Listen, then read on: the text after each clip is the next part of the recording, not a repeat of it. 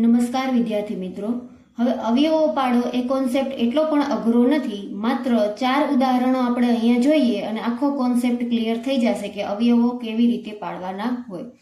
પહેલા ઉદાહરણ દ્વારા આપણે સમજીએ. સૌથી પહેલા તો અવયવો પાડોમાં સમીકરણ દ્વિઘાત સમીકરણ જ હોવું જોઈએ અને એક ચલ જ હોવું જોઈએ. એ પેલો રૂલ છે. હંમેશા એક જ ચલ હોવો જોઈએ. એક્સ, વાય, ઝેડ કંઈ પણ હોય એક ચલ હોવો જોઈએ અને દ્વિઘાત સમીકરણમાં એટલે કે મોટામાં મોટી ઘાત છે એ 2 હોવી જોઈએ. હવે આપેલ સમીકરણના અવયવો પાડવાના ચાલુ કરીએ એ પહેલા આ સમીકરણ છે એ પ્રમાણિત સ્વરૂપમાં ગોઠવેલું હોવું જોઈએ. પ્રમાણિત સ્વરૂપ એટલે કે પહેલા x² વાળું પદ, પછી x વાળું પદ અને પછી અચળ પદ. એને પ્રમાણિત સ્વરૂપમાં લખીએ તો એને આવી રીતે કહેવાય: ax² + bx + c. એટલે કે x² વાળું પદ એની આગળ એનો સહગુણક, bx વાળું પદ એની આગળ એનો સહગુણક અને c. તો આપેલ જે સમીકરણ છે એ એવી જ રીતે લખેલું છે. તો અવયવો પાડવાના ચાલુ કરીએ તો જે સૌથી છેલ્લું પદ જે અચળ પદ છે એ અને જે x² વાળું પદ છે એનો જે આગળ સહગુણક છે એનો બેનો પહેલા ગુણાકાર કરવાનો. એટલે 15 તેરી 45. 15 અને 3 નો ગુણાકાર. હવે 45 ના અલગ અલગ કોમ્બિનેશન વિચારવાના છે. જેમ કે 15 તેરી 45 થાય, એવી રીતે 45 એકા 45 થાય. પછી બીજું કઈ રીતે 45 થાય? 9 પંચા 45 થાય. બરાબર? તો આ 3 કોમ્બિનેશન બને છે 45 ના.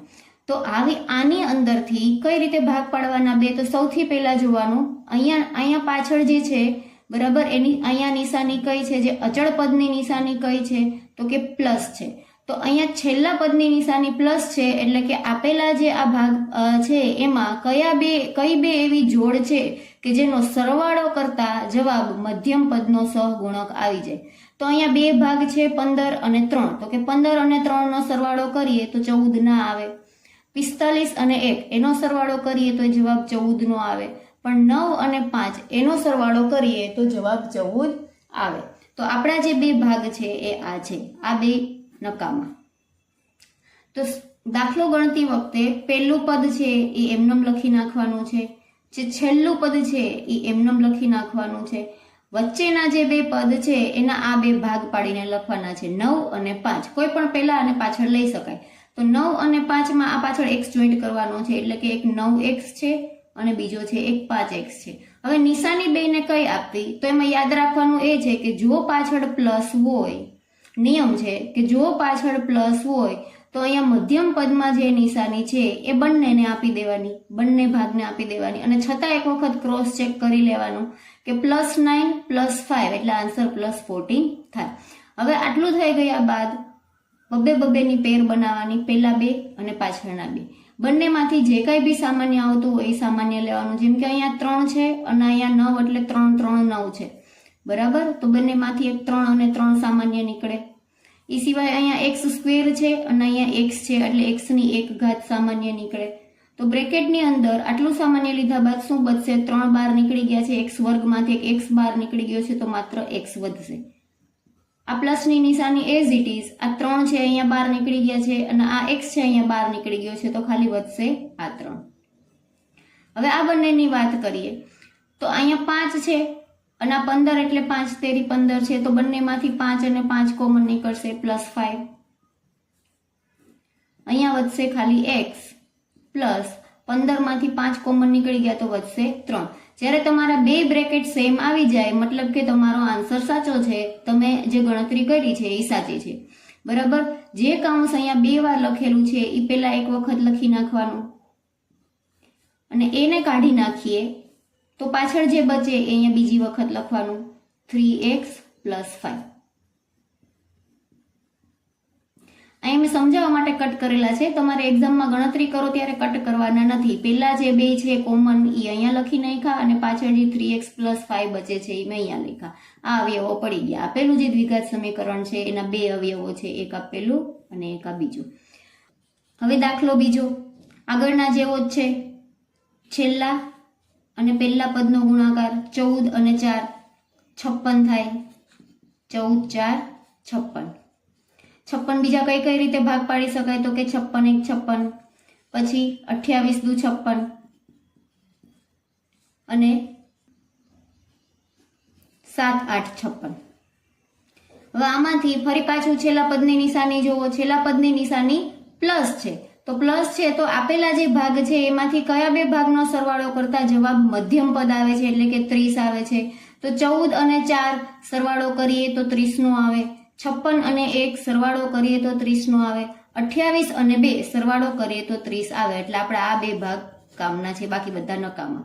તો ફરી પાછું પહેલું પદ એમનેમ લખવાનું, છેલ્લું પદ એમનેમ લખવાનું.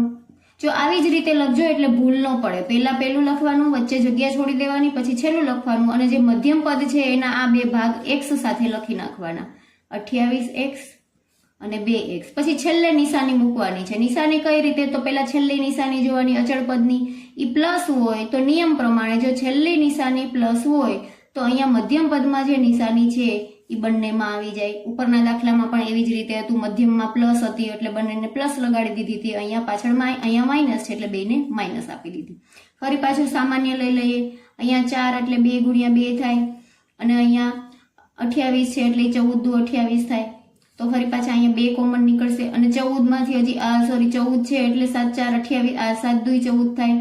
તો ખરેખર 2 2 અને અહીંયા 2 2 એટલે કે 4 કોમન નીકળશે, અને અહીંયા x નો વર્ગ છે અને અહીંયા x છે એટલે x કોમન નીકળશે. તો અહીંયા બચશે ખાલી x, વચ્ચે છે માઇનસની નિશાની, અને અહીંયા વધશે ખાલી 7, કેમ કે 2 અને 2 2 2 4 કોમન નીકળી ગયા છે. હવે અહીંની વાત કરીએ તો અહીંયા 2 છે અને અહીંયા 7 દુ 14 છે, તો 2 અને 2 કોમન નીકળશે, પણ અહીંયા માઇનસ સાઇન છે એટલે થોડું ધ્યાન રાખવાનું. પહેલા માઇનસ તો કરી નાખવાનું, જે કોમન છે એ લઈ લેવાનું, પછી બચશે x અને 14 માંથી બચશે 7. પણ અહીંયા સાઇન કઈ મૂકવાની? તો કે અહીંયા પ્લસ છે તો પ્લસ નથી મૂકી દેવાની. કેમ? કેમ કે જ્યારે અહીંયા કોમન લીધેલી સાઇન માઇનસ હોય ત્યારે વચ્ચેનામાં અહીંયા જે હોય એનાથી સાઇન ઉલટાવવાની હોય. કેમ? કેમ કે બ્રેકેટની અંદર આ માઇનસ સાઇન છે આખા બ્રેકેટને લાગશે એટલે માઇનસ માઇનસ પ્લસ થશે. એટલે જ્યારે આપણે કોમન લઈએ માઇનસ સાઇન ત્યારે અંદરની નિશાની છે એ ઉલટાવી નાખવાની. બંને બ્રેકેટ સમાન આવી ગયા, મતલબ અત્યાર સુધીની આપણી ગણતરી સાચી છે. હવે જે કોમન છે એ પહેલા લખી નાખવાના, અને જે પાછળ બચે છે એ બીજા બ્રેકેટમાં લખવાનું. તો પહેલો નિયમ હતો કે જ્યારે માઇનસ પાછળ છેલ્લા અચળ પદની અંદર પાછળ પ્લસ હોય ત્યારે, તો જ્યારે પ્લસ હોય ત્યારે વચ્ચે જે નિશાની છે એ બંનેને આપી દેવાની. હવે બીજા નિયમના 2 દાખલા જોવાના છે. બીજો નિયમ એવો છે કે પાછળ માઇનસ નિશાની હોય તો શું કરવાનું? તો સૌથી પહેલા તો જે કરીએ છીએ એ જ આ પહેલા બંનેનો ગુણાકાર, પહેલા અને છેલ્લાનો, 33 દુ 66. એના બીજા ભાગ કયા કયા પડે? તો કે 66 1 66 પડે, પછી 22 તેરી 66 પડે, પછી 11 6 66 પડે. આટલા એના ભાગ પડે, બરાબર. હવે આ ભાગમાં કઈ રીતે જોવાનું છે? તો અહીંયા છે માઇનસની નિશાની, તો માઇનસની નિશાની છે એટલે કે આ જે બે ભાગ પડેલ છે એની બાદબાકી કરતા જવાબ છે એ વચ્ચેનો આવી જવો જોઈએ. આગળના દાખલામાં પ્લસ હતું ને અહીંયા પાછળ, તો સરવાળો કરતા જવાબ શોધવાનો હતો, અહીંયા બાદબાકી કરતા જવાબ શોધવાનો છે. તો એવા કયા બે ભાગ છે કે જેની બાદબાકી કરીએ તો જવાબ વચ્ચેનો એટલે કે 5 આવી જાય? તો 33 ની અને 2 ની બાદબાકી કરીએ તો 5 નો આવે, 66 માંથી 1 બાદ કરીએ તો 5 નો આવે, 22 માંથી 3 બાદ કરીએ તો 5 નો આવે, અને 11 અને 6 ની બાદબાકી કરીએ તો 5 આવે. એટલે આપણા આ બે ભાગ છે એ કામના છે. આગળની જેમ જ પહેલું પદ એમનેમ લખી નાખવાનું, છેલ્લું પદ -33 એમનેમ લખી નાખવાનું, વચ્ચેના પદ માટે જે બે ભાગ પાડેલા છે એ x સહિત લખી નાખવાના, 11x 6x. નિશાની હવે કઈ રીતે આપવાની? એમાં પાછો ચેન્જ આવશે. જો અહીંયા આગળ પાછળ માઇનસની નિશાની હોય તો અહીંયા વચ્ચેના પદને જે નિશાની છે એ મોટા પદને આપવાની. તો આ બે માંથી મોટું કોણ છે? 11 છે, અને બીજા પદને એનાથી વિરુદ્ધ નિશાની આપવાની. ફરી એકવાર, જો પાછળ માઇનસની નિશાની હોય તો વચ્ચેના બંને પદ જે ભાગ પડેલા છે એને કઈ નિશાની આપવાની થશે? કે તો જે મધ્યમ પદને જે નિશાની છે એ બે ભાગમાંથી જે મોટું પદ છે એને આપવાની, અને એનાથી ઉલટી નિશાની, એનાથી વિરુદ્ધ નિશાની છે એ બીજા પદને આપવાની. એકવાર ક્રોસ ચેક કરી લઈએ. +11 - 6 એનો આન્સર +5 આવે. 11 - 6 +5. ફરી પાછું આગળનાની જેમ જ બબેના ભાગ પાડી અને કોમન લઈ લઈએ. તો આમાં તો 2 છે અને 11 છે એટલે અચળ સંખ્યા કોમન આવશે નહીં, સહગુણક કોમન આવશે નહીં, તો ખાલી એક x જ કોમન આવે છે. વધશે 2x પ્લસ અહીંથી x કોમન નીકળી ગયો છે એટલે વધશે 11. અહીંયા માઇનસની નિશાની છે તો અહીંયા માઇનસ કરો, અહીંયા છે 3 દુ 6 અને અહીંયા છે 11 તેરી 33, એટલે 3 કોમન નીકળશે. 3 કોમન લઈ લઈએ એટલે આમાં વધે 2x અને 33 માંથી 3 કોમન નીકળી ગયા એટલે વધે x. ફરી પાછી આગળના દાખલાની જેમ જ માઇનસની નિશાની અહીંયા કોમન લીધી છે એટલે વચ્ચે નિશાની અહીંયા હોય એના કરતાં ઊંધી મૂકવાની. અહીંયા માઇનસ છે તો અહીંયા પ્લસ મૂકવાની. બંને બ્રેકેટ સેમ આવી ગયા, મતલબ આપણી ગણતરી સાચી છે. જે સેમ બ્રેકેટ છે એને પહેલા લખીએ અને બાકીનું છે એ પાછળ. x - 3 એ બીજા બ્રેકેટની પડી ગયા બે અવયવ. હવે છે ક્વેશ્ચન નંબર 4. ફરી પાછી સેમ મેથડ. પહેલા આને છેલ્લાનો ગુણાકાર તો 40 × 1 40. બીજા ભાગ પાડીએ તો 20 દુ 40. હજી એક ભાગ પડે 10 4 40. બરાબર. તો અહીંયા બાદબાકી છે છેલ્લા પદની અંદર, અચળ પદની અંદર. તો શું રૂલ લાગુ પડશે કે બંને પદના આ જે બબેની જોડી બને છે એની બાદબાકી કરતા જવાબ વચ્ચેનો જે મધ્યમ પદનો સહગુણક છે એ આવી જવો જોઈએ. તો 40 અને 1 ની બાદબાકી કરીએ તો 6 નો આવે. 20 અને 2 ની બાદબાકી કરીએ તો 6 નો આવે. પણ 10 અને 4 ની બાદબાકી કરીએ તો જવાબ 6 આવી જાય. એટલે આ બે ભાગ છે એ કામના છે. આગળ કર્યું તો એવી જ રીતે પહેલો ભાગ એમનેમ લખી નાખો, છેલ્લું પદ એમનેમ લખી નાખો અને મધ્યમ પદના જે બે ભાગ છે એને x લગાડીને લખી નાખવાના. 10x અને 4x. નિશાની કઈ રીતે? તો માઇનસ વાળો રૂલ. જો છેલ્લા પદની અંદર માઇનસ હોય તો મધ્યમ પદમાં જે નિશાની છે એ બે ભાગમાંથી મોટું પદ હોય એને આપવાની. 10 અને 4 માંથી મોટું 10 છે તો એને આપવાની અને બીજું જે પદ વધે છે એનાથી એને વિરુદ્ધ નિશાની આપવાની. આ નિયમ પ્રમાણે. ફરી પાછું પેલા બે અને છેલ્લા બે માંથી સામાન્ય. અહીંયા 40 છે, અહીંયા 10 છે તો આ 10 4 40 થાય તો 10 કોમન નીકળી જાય અને એક x કોમન નીકળે તો વધે 4x - 1. પ્લસની નિશાની છે એટલે પ્લસ કરવાનું. અહીંયા અને અહીંયા કંઈ કોમન નથી નીકળતું. જો કાંઈ કોમન ન નીકળે મતલબ કે 1 કન્સિડર કરવાનો, કાંઈ કોમન નહીં એટલે 0 કન્સિડર કરવાનો નહીં.